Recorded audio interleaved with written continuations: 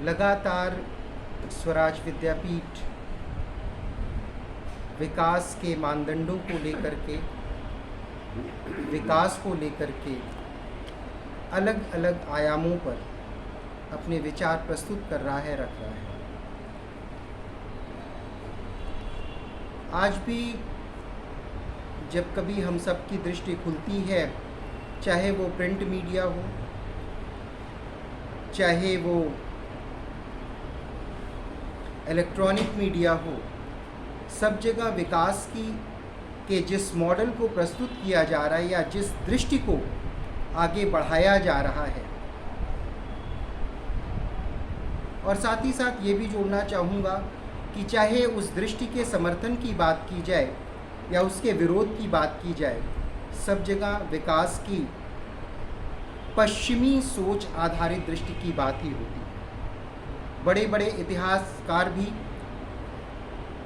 अर्थशास्त्री भी जिस दृष्टिकोण की बात करते हैं, उसमें कहीं न कहीं पश्चिमी सभ्यता के द्वारा जो मॉडल प्रस्तुत किया गया है, उसी के आधार पर विकास की बात होती है। आज हम सब के बीच में दो अर्थशास्त्री हैं, जो अर्थशास्त्री होने के साथ ही साथ सदा से ही समाज कर्म में भी लगे रहे। समाज को देखने का उनका अपना नज़रिया है, विकास को देखने का उनका अपना नज़रिया है। इसलिए आज के विषय विकास की भारतीय दृष्टि पर अपनी बात रखने के लिए हम सब के बीच में मौजूद हैं वरिष्ठ अर्थशास्त्री एवं काशी हिंदू विश्वविद्यालय के पूर्व कुलपति प्रोफेसर गिरीश चंद्र त्रिपाठी जी। हम आपका स्वागत करते हैं। और इसी कड़ी में हम सब के बीच में अर्थशास्त्री एवं समाजकर्मी के रूप में डॉक्टर कृष्ण स्वरूप आनंदी जी हैं। उनका भी हम सब स्वागत करते हैं और आप दोनों लोगों से अनुरोध करते हैं कि आप मंच पर आएं और अपने विचारों से हम सभी को लाभान्वित करें। आज की इस विचार श्रृंखला में सबसे पहले हम आमंत्रित करते हैं प्रोफेसर गिरीश चंद्र त्रिपाठी जी को कि वे अपने विचारों से हम सभी को अवगत कराएं। प्रोफेसर त्रिपाठी। धन्यवाद। मैं भारी हूँ परम सम्माननीय श्रद्धेय प्रोफेसर त्रिपाठी जी का, जिन्होंने मुझे आप सबके बीच इस विषय पर अपनी जानकारी प्रस्तुत करने का और आप सबके माध्यम से उसमें अभिवृद्धि का अवसर मिला है। परम सम्माननीय श्रद्धेय शर्मा जी, प्रोफेसर त्रिपाठी जी, मित्तल जी, आनंदी जी और सभी सम्मानित बंधुओं,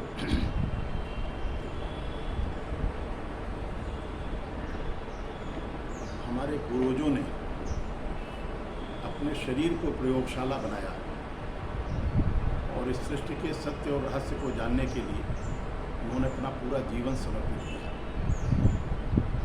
और वे सफल भी हुए। इसलिए कहा गया ऋषियों मंत्र दुष्टारा। उन्होंने किसी पुस्तक में उसको नहीं पढ़ा, अपने अंदर ही उसको अनुभव किया और तब उन्होंने कहा यद पिंडे तत् ब्रह्मांडे। अगर आपको शरीर समझ में आ जाएगा तो फिर पूरा ब्रह्मांड आपको समझ में आ जाएगा। और अपने उस अनुभव के और सत्य के साक्षात्कार के आधार पर उन्होंने एक दर्शन, दृष्टि और विचार विकसित किया, जिसका नाम भारत है। भारत एक भूखंड है, इसमें कोई दुविधा नहीं है, पर भूखंड ही नहीं है। भारत एक दर्शन है, दृष्टि है, विचार है, और वह दर्शन, दृष्टि और विचार हमारे जीवन के हर क्षेत्र के मूल में प्रतिष्ठित रहा हजारों वर्ष तक। वह सामाजिक जीवन हो, आर्थिक जीवन हो, राजनीतिक जीवन हो, सांस्कृतिक जीवन हो, यहाँ तक कि विज्ञान और तकनीक के मूल में भी वही दर्शन, दृष्टि, विचार है। और वह दर्शन, दृष्टि, विचार जिसका पहला सिद्धांत बना वसुधैव कुटुंबकम। उन्होंने भारत कुटुंबकम नहीं कहा है, वसुधैव कुटुंबकम, यह वसुधा हमारा परिवार है। और जब हम कहते हैं वसुधा हमारा परिवार है, तो इसमें केवल मनुष्य नहीं है, इसमें केवल प्राणी नहीं है, इसमें नदियाँ भी हैं, पहाड़ भी हैं, और ये हमारे वनस्पति के प्रतीक पेड़ पौधे भी हैं। इसलिए ये सब हमारा परिवार है, और परिवार हमारे जीवन के विचार का आधार बना। तो परिवार में आदमी अपनी चिंता केवल नहीं करता है कि हमारा सब ठीक हो जाए। परिवार में सबसे पहले चिंता करता है परिवार का प्रमुख व्यक्ति अन्य सदस्यों के हित का, कल्याण का, उनकी कठिनाइयों का। और इसलिए दूसरा सिद्धांत बना सर्वे भवन्तु सुखिनः, हम सुखी हो ये नहीं है, लेट ऑल बी हैप्पी। और यह केवल और केवल भारत का दर्शन, दृष्टि और विचार ही है जो सर्वे भवन्तु सुखिनः की बात करता है। दूसरे दर्शन और दृष्टि और उनके विचार जब बहुत उदार हुए तो उनका लिव एंड लेट लिव, जियो और जीने दो, इसके आगे नहीं बढ़े। पर भारत कहता है सर्वे भवन्तु सुखिनः। परिवार में अगर कोई एक व्यक्ति भी कठिनाई में है तो दूसरा व्यक्ति सुख और संतोष की अनुभूति नहीं कर सकता। कभी कोई बहुत परेशान दिखता है, भाई बहुत परेशान लग रहे हैं, तो माँ बीमार है, पिताजी बीमार है, बेटी बीमार, बेटा बीमार, अब बीमार कोई और है और परेशान कोई और व्यक्ति है। ये भारतवर्ष है। इसलिए परिवार हमारे जीवन के विचार का आधार है, और हमारी जो दृष्टि है, जो दर्शन है, जो विचार है, वह होलिस्टिक और इंटीग्रेटेड है। उसको खंड खंड में नहीं देखा गया है। जब मनुष्यों के बारे में विचार करें, पशु पक्षियों के बारे में विचार करें, पृथ्वी के बारे में विचार करें, जल के बारे में विचार करें, विकास के बारे में विचार करें, इंडस्ट्री के बारे में विचार करें, और फिर यूनिवर्सिटी के बारे में विचार करें। एक होलिस्टिक और इंटीग्रेटेड विचार है जो हमारा आधार है। इसलिए हमने खंड खंड में नहीं देखा। हमारे जीवन के जो उद्देश्य परिभाषित किए गए वो धर्म, अर्थ, काम और मोक्ष। पर धर्म, अर्थ, काम, मोक्ष अलग अलग नहीं है। It's matrix of 4x4। धर्म में भी अर्थ, काम, मोक्ष समाहित है। बिना अर्थ, काम, धर्म, अर्थ, काम के तो धर्म में भी अर्थ, काम, मोक्ष। धर्म का उद्देश्य क्या है? मोक्ष। और उसके लिए तरीका क्या है? अर्थ और काम। अर्थ में भी धर्म, काम, मोक्ष है, और काम भी धर्म, अर्थ, मोक्ष के साथ जुड़ा है। एंड मोक्ष is also not in isolation. मोक्ष भी धर्म, अर्थ, काम के बिना संभव नहीं है।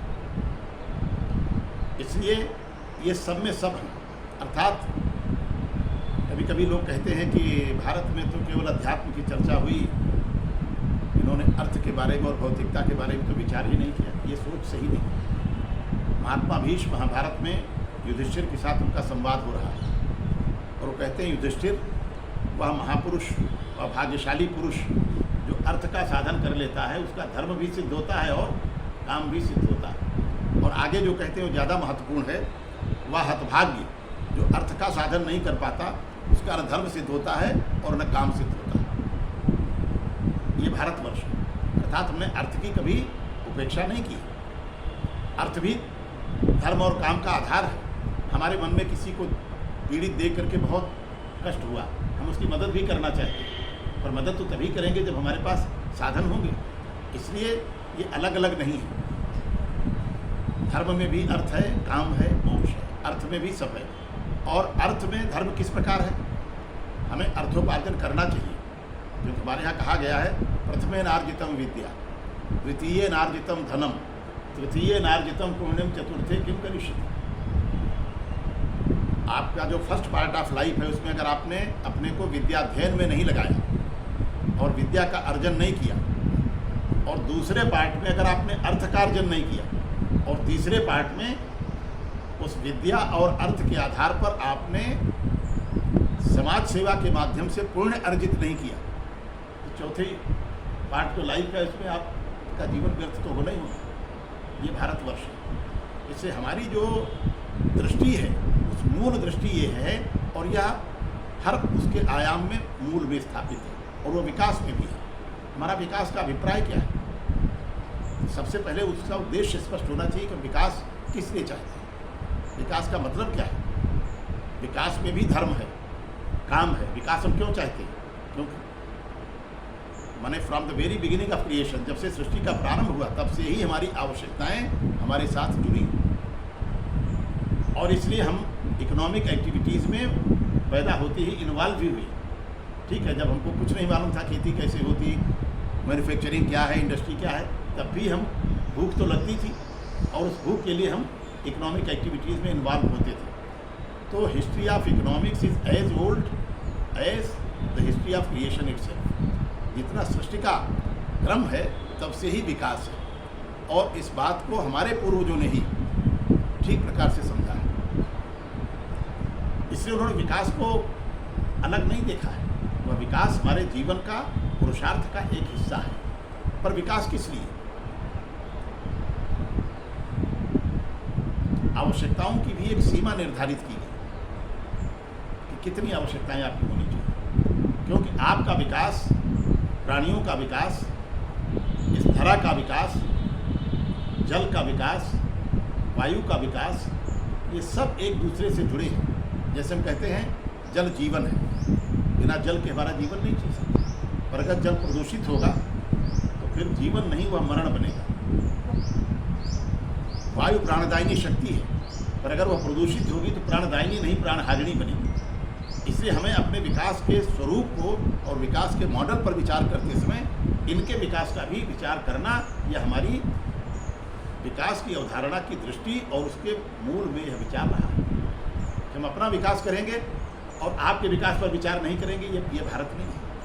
माने हमारा और अन्य लोगों का, अन्य वर्गों का, सारे लोगों का विकास अलग अलग नहीं है, पर एक दूसरा विचार पाश्चात्य विचार भी है।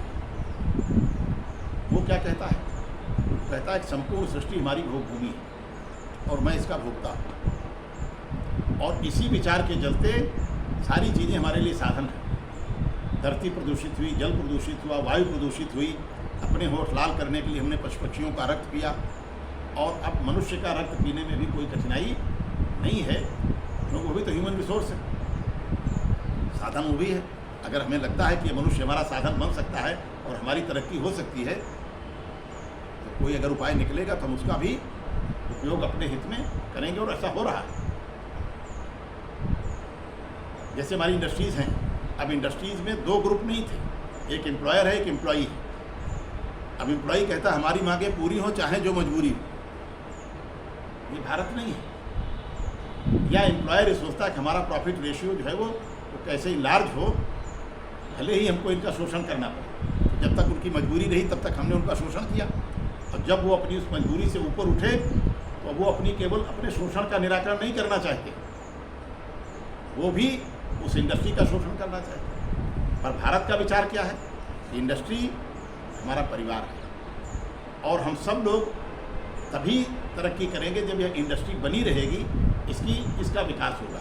तो हमारा दोनों का उद्देश्य मिल करके क्या होना चाहिए? इसका उत्थान, परस्पर सहयोग, परस्पर एक दूसरे के इंटरेस्ट की चिंता। यही खेती भी थी। हमारा कृषक खेती में जब बीज बोने जाता था तो पहले जिस यंत्र के माध्यम से वो खेती में काम करता था उस यंत्र का पूजन करता था। फिर जब हल जोतने जाता था तो भूमि का पूजन करता था, फिर बीज, और जब काटने जाता था तो पहले हसिया को पूजता था, फिर फसल को प्रणाम करके उसका पूजन करके काट के जब घर में भी लाता था तो भरते समय भी फिर उसका पूजन करके, वो जो कोठरी या क्या कहते हैं हमको शब्द नहीं याद आ रहा, उसमें, और जब निकालता था तो फिर जब खाने बैठता था तो फिर आराधना करता था। और नियम यह था कि खाने के पहले हम देखते थे कि दरवाजे पर कोई भूखा तो नहीं खड़ा है, अगर खड़ा है तो पहले उसको खिलाओ। ये भारतवर्ष था। मतलब हम ये कहना चाहते हैं कि हमारी विकास की दृष्टि क्या है। तो वो विचार जो आया उसके कारण आज जो अभी चर्चा हो रही थी कि तापमान बढ़ रहा है, इसमें कोई शक नहीं है कि तापमान बढ़ रहा है, और हमारे अब तो वैज्ञानिकों ने भी कहा है कि यह तापमान 60 डिग्री तक जा सकता है, गया ही है। जब हम लोग आए तो सर इतनी गर्मी नहीं थी, हम लोग तो किराए का पंखा कुछ दिन लेकर के काम चला लेते थे। अब उस पंखे से काम चला पाना संभव है। दोनों में बदलाव आया, हमारी क्षमता में भी बदलाव आया, और यह भी सच है कि तापमान में भी बढ़ोतरी हुई। अभी भी गांव में जाइए तो भयंकर गर्मी की रात में भी सवेरे लोग छत पर जो लेटते हैं वो चादर ओढ़ते हैं। इधर तो 4-5 साल से गांव जा ही नहीं पाए हैं, वरना जो लोग जाते होंगे अभी भी आप जाइए छत के ऊपर लेटिए, सवेरे आपको कम्बल या चादर ओढ़नी पड़ेगी। वो क्यों है? वो इस वनस्पति के कारण है। इसका सहयोग हमें मिलता था। दोपहर में गर्मी होती थी, लेकिन हर घर के दरवाजे पर नीम का पेड़ या कोई न कोई पेड़ होता था। चारपाई नीम के नीचे डाले और बढ़िया आराम से दोपहर भर सब लोग बैठ के बातचीत करते थे, कोई गर्मी का असर नहीं होता था। तो जब भी कभी हम विकास की अवधारणा पर चर्चा करते हैं तो हमें यह देखना चाहिए कि वह विकास जो है वो आइसोलेशन में नहीं, केवल मनुष्य का विकास नहीं है, केवल हमारा विकास नहीं है। अब जब हमने केवल मनुष्यों के विकास करते करते केवल अपने विकास की बात सोचने लगे, तो हमारा हित साधन हो जाए भले ही कुछ भी हो। अभी जैसे हॉस्टल की बात हो रही है, कुछ भी हो रहा है, तो फिर आइए विकास का तात्पर्य क्या था? एक तो इंटीग्रेटेड और होलिस्टिक अवधारणा हमारी है। हम खंड खंड में चीज़ों को नहीं देखते कि विकास अलग है और हमारी जीवन पद्धति अलग है, क्योंकि अगर हमारी जीवन पद्धति बदलेगी, हमारा वे ऑफ लाइफ बदलेगा, तो हमारी विकास की अवधारणा भी बदलनी तय है। तो सबसे मूल बात है कि हमारी जो वे ऑफ लाइफ हमारा है वो किस तरह का। तो हमारे वे ऑफ लाइफ हमारा वो होगा जब दृष्टि और विचार हमारे मूल में जो है उसी के आधार पर हम अपने जीवन की दिशा, दशा और स्वरूप उसका तय करेंगे। हमारा माइंडसेट क्या है, उसके मूल में अवधारणा क्या है। तो इसलिए ये हुआ सर्वे भवन्तु सुखिनः, आनो भद्राः कृतवो यन्तु विश्वतः, that noble thoughts come from all corners of universe. अच्छी बात कौन कहता है ये इम्पॉर्टेंट नहीं है। अगर हमारा शत्रु भी कह रहा है तो हम उसका सम्मान करेंगे, ये भारत है। आप तो ये है कि विद्या विवादाय धनम मदायो शक्ति परेशान परिपीडनाय खलस्य साधोर विपरीत में तत् ज्ञानाय दानाय च रक्षणाय। अगर हम विद्वान हैं तो हम किसी की बात सुनेंगे नहीं, चाहे कोई कुछ कहे, हमारे पास तर्क है, उसका खंडन करके उसको खत्म करेंगे। और धन अगर मिला है, विकास अगर हमने किया है, तो किसके लिए किया है? हमने अपने उपभोग के लिए किया है। और अब तो परिवार की भी बात नहीं सोची जा रही है, आने वाले अपने बच्चों के बारे में भी हम नहीं सोच रहे हैं, केवल और केवल अपने बारे में हम सोच रहे हैं। और हमारे यहाँ धन की या विकास की 3 स्थितियाँ बताई गई: दान, भोग, नाश। पहला हमारे यहाँ दान बताया गया। भारत की दृष्टि जो विकास की है कि आपके पास अगर सामर्थ्य है, आपके पास धन है, विकास आपने किया है, रिसोर्सेज आपने जुटाए हैं, पहले आप ये देखिए कि उन रिसोर्सेज से आप दूसरों की कितनी मदद कर सकते हैं, क्योंकि वे सारे लोग मिल करके आपके इन रिसोर्सेज को बढ़ाने में साधन भूत हैं। तो पहला हमारे यहाँ दान कहा गया, फिर भोग है, फिर अपने ऊपर खर्च करिए, और नहीं तो तीसरी गति तय है, नाश। हमारे यहाँ राजा पहले इन चीज़ों का ध्यान करते थे, और जब उन्होंने ध्यान करना बंद किया तो आज आप देख रहे हैं तमाम रजवाड़े थे जिनके यहाँ आज उनकी जनरेशन्स किस हालत में, कहाँ गया उनका वो संपत्ति और वैभव। और हमारे यहाँ राजा क्या होता था? राजा भोज के, भाई समय का बताइएगा जरा, क्योंकि वो आदत गड़बड़ है थोड़ी। तो एक दरबान आके कहता है कि महाराज एक ब्राह्मण खड़ा है दरवाजे पर, समय उनका निर्धारित नहीं, इसलिए मैंने उनको रोका। उनका तुमको दंड मिलेगा, पर पहले उनको लेकर के। ये हमारे यहाँ राजा है, वो आ भी जाता है। ये प्रवर कैसे आना हुआ? तो एक श्लोक सुनाता है: अये लाजान उच्चैः पथ वचन माकर्ण गृहिणी। आवाज़ आई गली से, धान के लावे खरीदो। ये आवाज़ सुनते ही बच्चे की परम हितैषिणी माँ ने उसके कान जोर से बंद कर दिए। अये लाजान उच्चैः पथ वचन माकर्ण गृहिणी शिशोः कर्णौ यत्नात् सुत हितवती दीन बदना। उस पुत्र का हित चाहने वाली उसकी माँ ने गोद में बैठे बच्चे के कान बहुत मजबूती से बंद कर दिए। और उसके बाद मुझ दीनहीन की ओर उसकी दृष्टि गई और उसका चेहरा आंसुओं से भर गया। महाराज, इस घटना से मेरे हृदय में जो कष्ट चुभा है उसका समाधान केवल आप कर सकते हैं। हमारा राजा क्या कहता है, मुझे धिक्कार है, मुझे राजा रहने का अधिकार ही नहीं है। इतना बड़ा विद्वान अगर हमारे यहाँ भूखों मर रहा है और मैं राजा हूँ, मुझे पता तक नहीं है, तो मैं तो अब राज्य छोड़ रहा हूँ।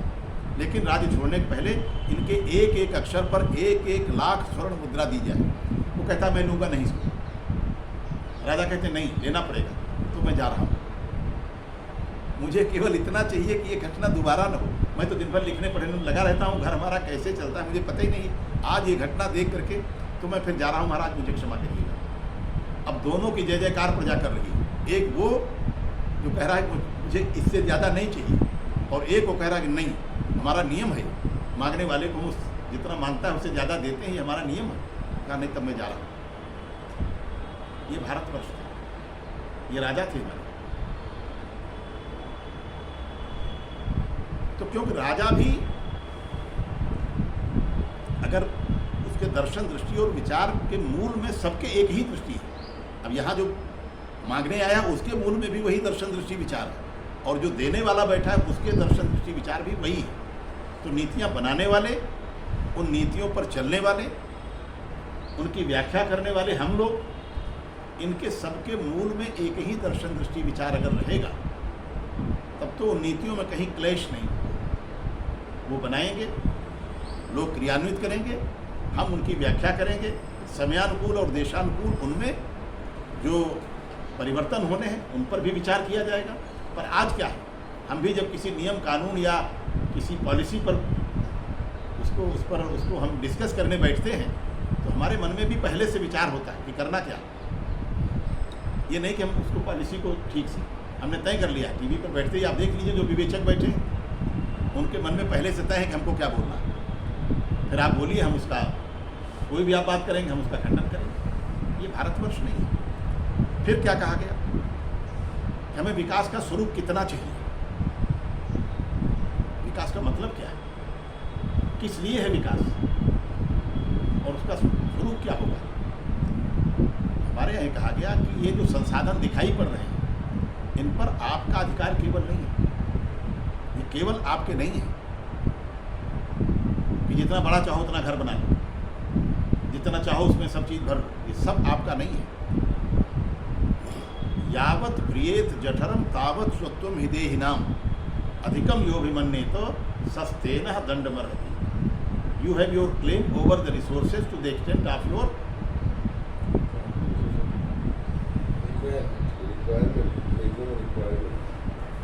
इसलिए उन्होंने रिक्वायरमेंट शब्द या नीड शब्द प्रयोग नहीं किया। यू हैव योर यावत प्रियेत जठरम तावत स्वत्वम हिदेहिनाम, you have your claim over the resources to the extent of your appetite. क्योंकि रिक्वायरमेंट हमारी, अगर हमारे जेब में पैसा है, if I have capacity to pay, then every desire is my need. हम तो इकोनॉमिक्स में ही पढ़ते आए, यही पढ़ा, मतलब इकोनॉमिक्स विद्यार्थी के नाते हमने नीड को परिभाषित यही किया कि अगर आपके पास कैपेसिटी है किसी चीज़ को परचेज करने की, you have capacity to pay, then every desire is your need. आज एक गाड़ी हमारे पास, हमको लगता है पत्नी के लिए दूसरी गाड़ी चाहिए, 2 गाड़ी हमारी नीड हो गई, फिर लगा बच्चे को भी एक अलग गाड़ी चाहिए, तो तीसरी भी नीड हमारी हो गई। पर नीड वो है जिसको फुलफिल करने की हमारे पास क्षमता, वो सब नीड है हमारी। पर हमारे यहाँ नीड नहीं इसलिए कहा है, एपेटाइट, वो नहीं बदलती। हमारी क्षमता जो है खाने की, ऐसा नहीं कि हमारे पास पैसा ज़्यादा हो जाए तो हमारी क्षमता बढ़ जाए, उसकी एक लिमिट है, उससे ज़्यादा आप उसको बढ़ा नहीं सकते, कम भी नहीं कर सकते। तो यावत प्रियेत जठरम तावत स्वत्वम हिदेहिनाम अधिकम योभिमन्येत सस्तेन दंडमर्हति। You have your claim over the resources to the extent of your appetite, and one who claims more is a thief and is liable to be punished. वो चोर है और उसको दंड मिलना चाहिए। तो विकास केवल हम अपने लिए न देखें, अपनी जनरेशन के लिए न देखें, हमें विकास का एक सस्टेनेबल रूप भी चाहिए। इसलिए विकास की सतत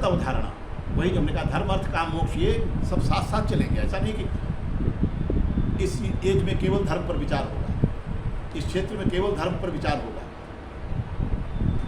ये सब साथ साथ हैं और इसलिए सस्टेनेबल डेवलपमेंट तब होगा जब इन सब में हम तालमेल रखें। जब हम बार बार कहते हैं कि science and technology is for society, society is not for science and technology. आज हमारे उस विकास की अवधारणा और उसके मूल में जो दर्शन दृष्टि विचार है उसके कारण क्या हो गया है, society is for science and technology. आज इतना ओवर प्रोडक्शन हमारे डेवलप्ड कंट्रीज ने कर रखा है कि सारा संघर्ष बाजार के लिए हो रहा है और हम बाजार के थ्रू मतलब मांग इंजेक्ट करते हैं और उसकी व्याख्या भी supply creates its own demand. पहले प्रोडक्शन करो फिर सप्लाई तो हो ही जाएगी, कोई तरीका निकाला जाएगा मांग इंजेक्ट करने के लिए। तो आज हो भी रहा है, कितने विज्ञापन आते हैं, कितने तरह के विज्ञापन आते हैं, उनमें क्या समझाया जाता है। तो यह विकास सस्टेन भी नहीं करेगा। इसलिए हमारे यहाँ जो विकास थी उसकी सतत अवधारणा पर विचार था, वो खंड खंड में नहीं थी, केवल हमारे लिए नहीं थी, केवल हमारी जनरेशन के लिए नहीं थी। विकास का वह स्वरूप जो हमारे लिए जितना महत्वपूर्ण है उतना ही आने वाली पीढ़ियों के लिए। अगर उनका जल जो भूगर्भ में है वो सब हम नष्ट कर देंगे, केवल अपने लिए उपयोग कर लेंगे, तो आने वाली पीढ़ियाँ हमको क्या कहेंगी, वो क्या खाएंगे, वो क्या पिएंगे। और आज इसलिए पूरे विश्व में विकास पर जो महत्वपूर्ण चर्चा है वो डेवलपमेंट को एक्वायर करने की नहीं है, ज़्यादा चर्चा है to maintain the growth and level of development. कैसे सस्टेन किया जाए, जितना लेवल ऑफ डेवलपमेंट हमने मेंटेन कर लिया उसको कैसे हम over a period of time कैसे मेंटेन किए रहें, ये सबसे बड़ी समस्या है। हमारी समस्या या डेवलपिंग कंट्री की समस्या है विकास को एक्वायर करने की, और उनकी समस्या है डेवलपमेंट को सस्टेन करने। आज जो काम डेवलपमेंट पर जितना हो रहा है उससे ज़्यादा सस्टेनेबल डेवलपमेंट के बारे में हो रहा है। तो क्योंकि इसमें तीन बातें थी, भारत, दृष्टि और विकास। तो भारत हमने जैसा कि कहा एक दर्शन है, दृष्टि है, विचार है, और वह दृष्टि ही विकास को भी तय करती है और विकास के हमारे स्वरूप को भी तय करती है और स्ट्रेटजी को भी वही तय करती है। तो उस विकास को एक्वायर करने के लिए हमें तरीके कौन लेने हैं, वे तरीके नहीं लेने हैं जो जस्टिफाइड वेज और मीन्स नहीं है। विकास को एक्वायर करने के लिए हम वनस्पति की हत्या नहीं करेंगे, उसको अभी स्वरूप हमें देख के करना पड़ेगा। और हम लोगों क्या पहले पुरानी प्रथा भी थी, यहाँ जितने लोग बैठे हैं कि हरा पेड़ अगर मजबूरी में कोई काटना पड़ा तो फिर बदले में हमको लगाना है उसको। ये सस्टेनेबल डेवलपमेंट है, यही सस्टेन करेगा। और अगर हम लगातार इनको काटते जाएंगे, नदियों का शोषण करते जाएंगे, तो फिर आज संकट है शुद्ध वायु का, शुद्ध जल का, और इसलिए शुद्ध जीवन का भी संकट है।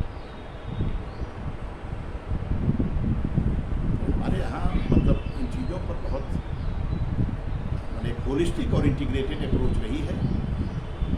इसलिए बाकी आप लोगों से हमको तो पहले ही कहा था कि जितना हम जानते हैं वो हम आपके पास रखने की कोशिश करेंगे और उसमें कुछ ऐड हो सके, ये भी हमारी अवधारणा है।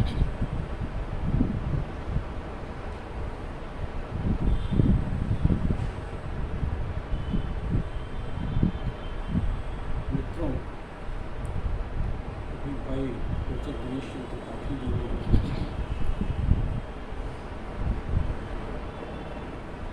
बड़े ही युक्तिसंगत ढंग से भारतीय मनीषा को आपके सामने रखा है।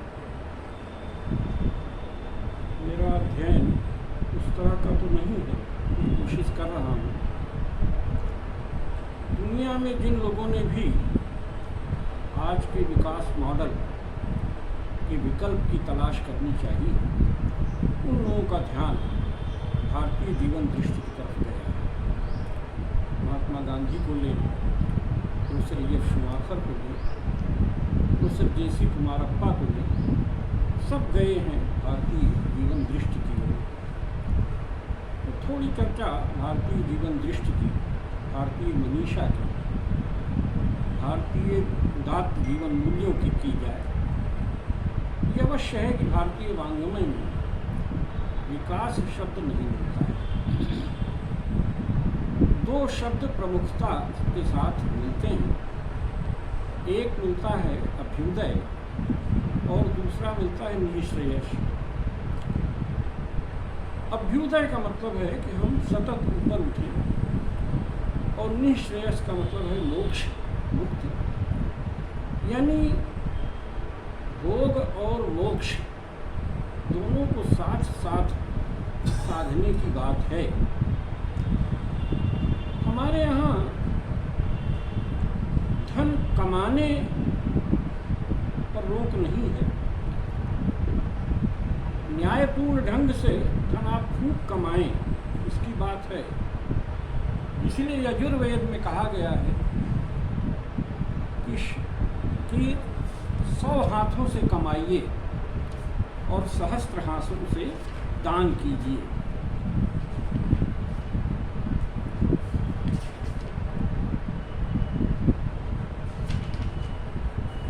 सतहस्त समाहर सहस्त्रहस्तम समकिल। 100 हाथों से धन अर्जित करो और 1000 हाथों से दान करो। यानी आप केवल उतना ही रखेंगे जो आपके लिए नितांत आवश्यक है। तृष्णा को हमारे यहाँ सबसे बड़ा पाप माना गया है और त्याग की प्रशंसा की गई है। तृष्णा के बारे में कहा गया है कि नास्ति तृष्णा समम दुःखम नास्ति त्याग समम सुखम सर्वान कामान परित्यज्य ब्रह्म भूयाय कल्पते। तृष्णा के समान कोई दुख नहीं है और त्याग के समान कोई सुख नहीं है। इसलिए सारी कामनाओं का परित्याग करके ब्रह्म भाव को प्राप्त कीजिए। तृष्णा की हमारे यहाँ निंदा की गई, वासना, तृष्णा, हवस, इसके लिए हमारे यहाँ गुंजाइश नहीं है। एक दूसरा श्लोक भी है, उसमें ये कहा गया है कि जो शताधिपति होता है, जिसके पास 100 होता है, वो सहस्त्र की कामना करता है, और जो सहस्त्राधिपति होता है वो लक्षाधिपति होना चाहता है, और जो लक्षाधिपति होता है वो राज्य प्राप्त करना चाहता है, और राज्य प्राप्त करने के बाद वो चक्रवर्ती सम्राट बनना चाहता है। चक्रवर्ती सम्राट बनने के बाद वो इंद्र की पदवी धारण करना चाहता है। इंद्र की पदवी धारण करने के बाद वो सारे ब्रह्मांड पर शासन करने की सोचता है। तो इसलिए हमारे यहाँ तृष्णा की बड़ी भर्त्सना की गई है। ये श्लोक मैं पढ़े देता हूँ। इच्छति शती सहस्रम सहस्री लक्ष्मीहते कर्तुम लक्षाधिपति राज्यम राज्ये सकल चक्रवर्तित्वम चक्रधरोऽपि सुरत्वम सुरत्वलाभे सकल सुरपतित्वम भवितुम सुरपति ऊर्ध्वगतिम तथापि न निवर्तते तृष्णा। यानी तृष्णा से निवृत्ति संभव नहीं है।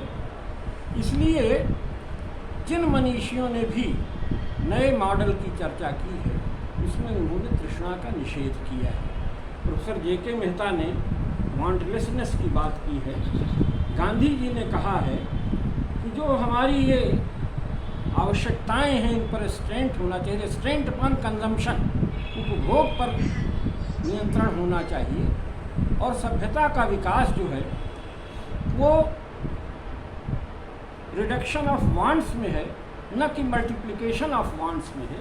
यानी हमें अपनी आवश्यकताओं को लगातार घटाते जाना है। इसलिए हमारे यहाँ दान की बड़ी महिमा है।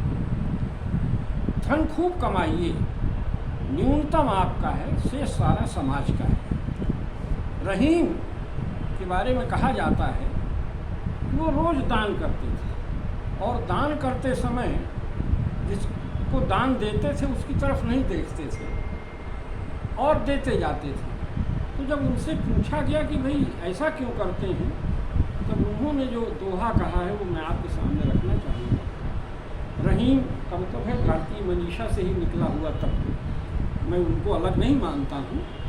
रहीम ने कहा है, देनदार कोई और है, देत रहत दिन रैन। देने वाला कोई और है जो दिन रात देता रहता है।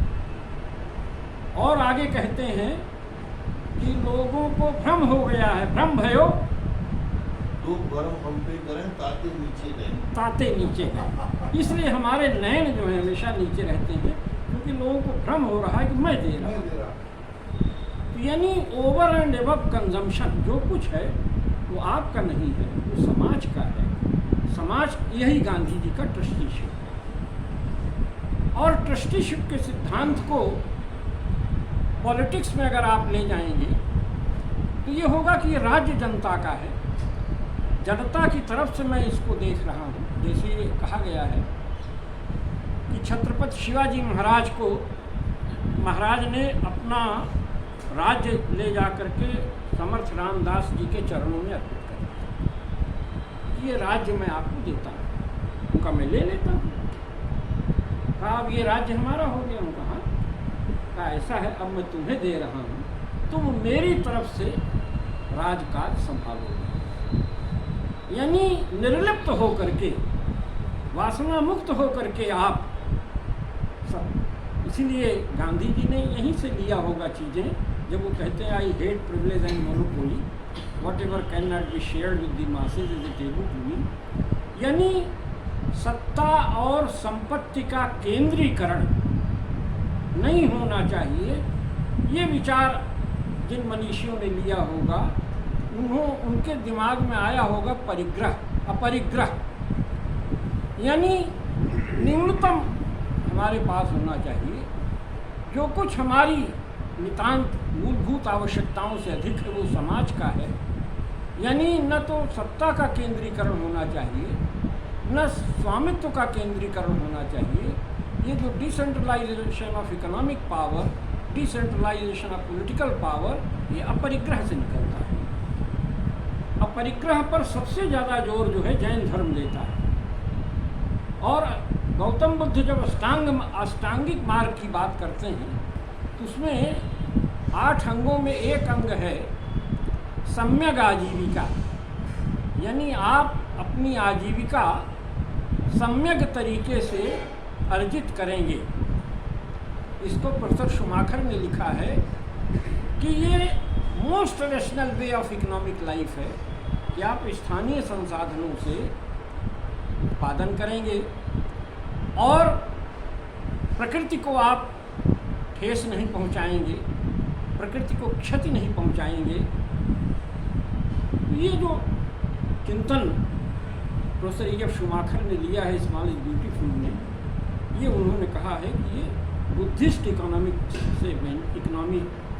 से मैंने लिया है। हमारे यहाँ नदियों को में, पहाड़ों में देवत्व का भाव आरोपित। हम नदियों को देवता के रूप में ग्रहण करते हैं, पहाड़ों को देवता मानते हैं, अरण्यों को देवता मानते हैं। मार्क्स ने तो इसका मखौल भी उड़ाया था कि भारतवर्ष के लोग तुलसी की पूजा करते हैं, पीपल की पूजा करते हैं, नीम की पूजा करते हैं। वहाँ पर मंकी गॉड है, यानी बंदर की भी पूजा करते हैं। ये सब तो मार्क्स की निगाह में प्रोडक्टिव रिसोर्सेस थे, इनका उपयोग होना चाहिए। लेकिन ये जो दृष्टि है, नदियों में जो हम देवत्व का भाव देखते हैं, पहाड़ों में जो हम देवत्व का भाव देखते हैं, ये भारतीय मनीषा की पराकाष्ठा है। 22 अप्रैल 2022 को मद्रास हाई कोर्ट का एक फैसला आया था, जिसमें उन फैसले में कहा गया है कि ये जो नेचर है, लिविंग नेचर जो है, ये लिविंग एंटिटी है, लीगल पर्सनहुड ग्रांट किया है। यानी पूरी प्रकृति जो है वो एक जीवंत इकाई है, एक जीवित सत्ता है, उसके अपने अधिकार हैं और उन अधिकारों की रक्षा की जानी चाहिए। और इसी तरह का अधिकार इथियोपिया में अर्थ के नेचुरल राइट्स हैं, ये पृथ्वी के भी अपने नैसर्गिक अधिकार हैं, नदियों के अपने नैसर्गिक अधिकार हैं। तो ये भारतीय दृष्टि है, भारतीय मनीषा है। इसलिए हमारे यहाँ कभी पानी बिकने की वस्तु नहीं रहा है। पानी पिलाना, प्यासे को पानी पिलाना, पशु पक्षियों के लिए पानी की व्यवस्था करना, पेड़ों को जल चढ़ाना, पितरों को जल अर्पित करना, भगवान शिव का जलाभिषेक करना, ये हमारी मनीषा में रहा है। पानी हमारे यहाँ बिक्री की वस्तु नहीं रहा है। आज हम इन सब को, ये जो प्राकृतिक संसाधन हैं, ये बिकने के लिए हैं। तो भारतीय दृष्टि में ये जो प्राकृतिक संसाधन हैं, ये देव स्वरूप हैं। जैसे डोंगरिया कोन आदिवासियों का जो पहाड़ है उड़ीसा में, नाम मैं भूल रहा हूँ, स्वप्निल जी अगर याद आए तो बताइए।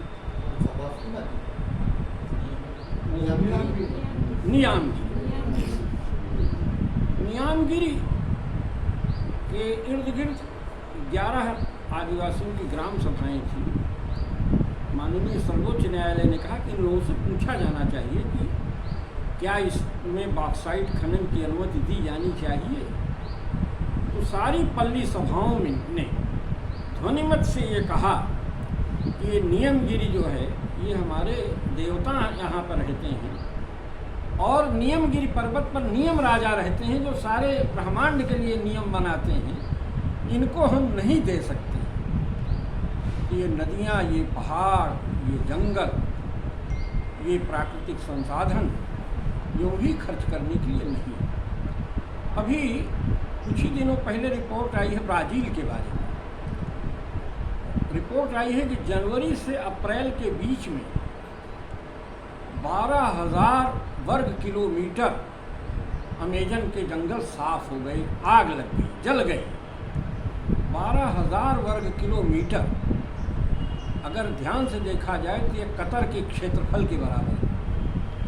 और अगर अमेरिका के राज्य कनेक्टिकट को लिया जाए तो उसके क्षेत्रफल के बराबर है। यानी इतना बड़ा हिस्सा 12,000 किलोमीटर का वर्षा वन जल गया है जनवरी से अप्रैल के बीच। तो ये पहाड़ों की हजामत की जा रही है, यानी जंगल साफ किए जा रहे हैं, हरितमाएँ नष्ट की जा रही हैं, नदियों को बेचा जा रहा है, जल स्रोत। ये जो विकास का मॉडल है, ये टिकाऊ मॉडल नहीं है। इसलिए हमें लौटना पड़ेगा। और किस तरफ लौटना पड़ेगा कि ये जो हमारे यहाँ कहा गया है, संपत्ति सब रघुपति कया ही, सबय भूमि गोपाल की। यहाँ पर रघुपति को आप सोसाइटी मान लें, नेशन मान लें, गोपाल किसान मान सकते हैं। तो यानी संपत्ति आपकी नहीं है, संपत्ति समाज की है। समाज के व्यापक हित में इसका उपयोग होना चाहिए। मैं आपके सामने चर्चा करना चाहूँगा भरत राज्य की। राम राज्य की खूब चर्चा की जाती है, भरत राज्य की चर्चा शायद नहीं की जाती है। वाल्मीकि रामायण में एक प्रसंग है कि राम जब लौट करके आते हैं तब भरत जब उनको राज्य सौंपते हैं तब बताते हैं कि जब आप गए थे तब इतने हाथी थे और हमने इसको 2.5 गुना कर दिया, इतने घोड़े थे, इतने सिक्के थे।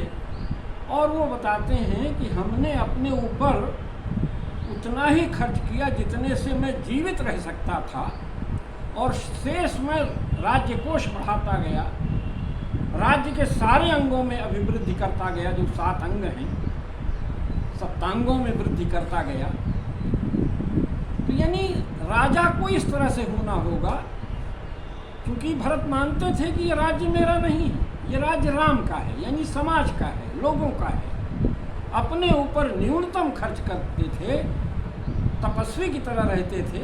मानस में तो लिखा है, देह दिनव दिन दूबर होई, घट न तेज बल मुख छवि सोई, कि लगातार वो कमज़ोर होते जा रहे थे। यानी राजाओं के लिए उदाहरण स्वरूप हैं, शासकों के लिए उदाहरण स्वरूप हैं भरत। तो राम राज्य से बढ़कर मैं भरत राज्य को मानता हूँ। यानी ये जो सत्ता है, ये जो संपत्ति है, हम इसके स्वामी नहीं हैं, हम इसके ट्रस्टी हैं।